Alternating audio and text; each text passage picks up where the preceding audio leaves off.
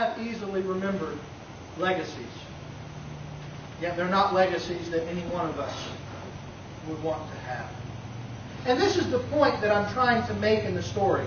Nowhere does Jesus say to Judas, Judas, everywhere the gospel is preached, you're going to be remembered as the one who betrayed me.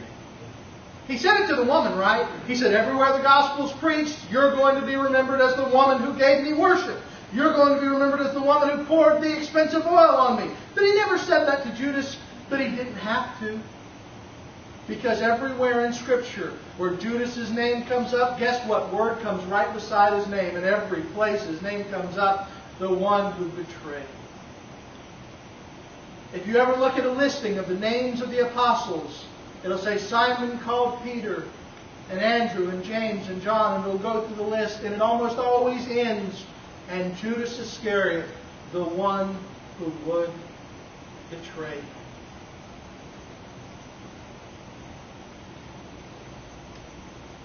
As I said earlier, it's easy, or at least it seems so obvious to me, that this tells us something about the importance of what our life will be remembered by. Because the lady was promised, you will be remembered for your fidelity. Judas received a much different promise, the promise of being remembered only for his betrayal. And as I said earlier, some of you are quite young, only in your 50s or 60s. Pretty spry. And you may be thinking about yourselves, I don't really need to be worried about my legacy. I won't be leaving anytime soon. First of all, you don't know that. And second of all, it's more than about what you leave at death. Life is about leaving with people an impression that you have cared for. Leaving an impression that Christ would have left had He been there. What kind of memories do you leave with the people that you associate with? What thoughts will people who only meet you one time have about you? What about the waitress you will only see once? Did she meet a cantankerous, rude, ornery person? Or did she see Jesus in your attitude? What do people know about you? If I went to your job tomorrow and asked people about you, would they accuse you of being a person of faith?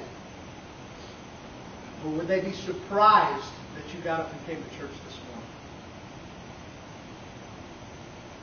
All of us should be concerned about what we will be remembered for, whether we're young or old, not because what others think about us really make a difference in the final judgment, but because the way we live our lives speaks volumes about what we believe and who we trust in.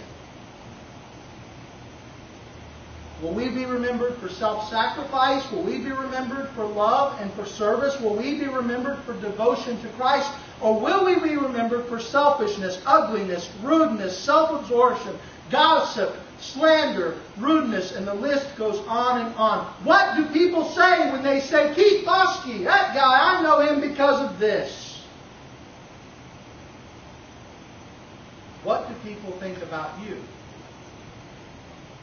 because of what you have left with them? Jesus taught a lesson when He was teaching His apostles. And He said, you know a tree by what? By the fruit it bears. And the thing I want you to put on your heart as you leave today, the thing I want you to keep in your heart as you go out into the world this week, is what type of fruit am I leaving behind wherever I go?